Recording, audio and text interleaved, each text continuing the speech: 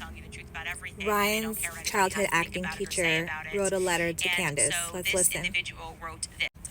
I'm cutting off the person's name, obviously, because I'm afraid Ryan Reynolds will go after him. It came in from Alberta, Canada.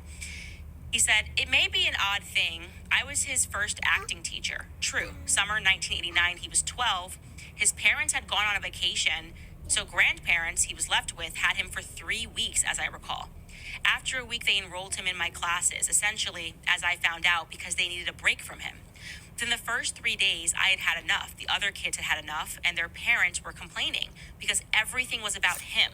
Self centered, loud, sneaky, obnoxious, narcissistic, unkind, and deceitful. I spoke to the grandparents that he needed to abide by the expectations, or I'd punt him and give them a refund. The next day, same old, so I kicked him out. 2 days back with the grandparents, they begged me to take him back, so I said on a couple of conditions. I drew up a quote unquote contract, essentially reiterating the initial expectations, but adding behavioral things I had noticed, some behavioral things that I noticed that needed to be addressed. And he had to write an apology letter to the class and either read it to the class or memorize it and present it to the class like a script. And if the other students said no, then no, it would be. But I did hold the final say.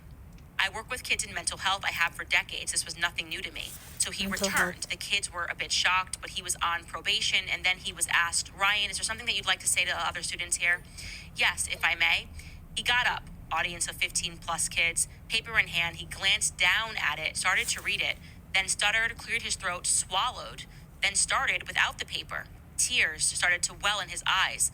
"I'm so sorry that I," heavy breathing, "selfishly stole time from you all as Mr. David was trying to teach us all about acting, and I made it about me, and I just want to say that I will do my best to listen and will try really hard not to interrupt."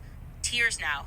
And it's just that nobody really listens to me, so sniff, "I will try my best to be better. Sorry," full tears. The kids were on their feet, over to give him a hug, etc. "Can he come back to our class, please?" So I said yes. A few minutes later, he passes by me and under his This breath part. utters, "I was acting." Like, it's very, scary. I don't know. So I Creepy. stopped him from walking away and I whispered, "I know." I guess he had learned something, but there was a streak in him. I wouldn't trust him. I didn't know if it was evil, insecurity, a ton, fear, psychopathy, arrogance, or just a sociopath, but he was 12. He never says he took an acting course. He turned 13 in October. He had the it factor. I think I still have his first headshot in a box somewhere with 100 other kids that I taught.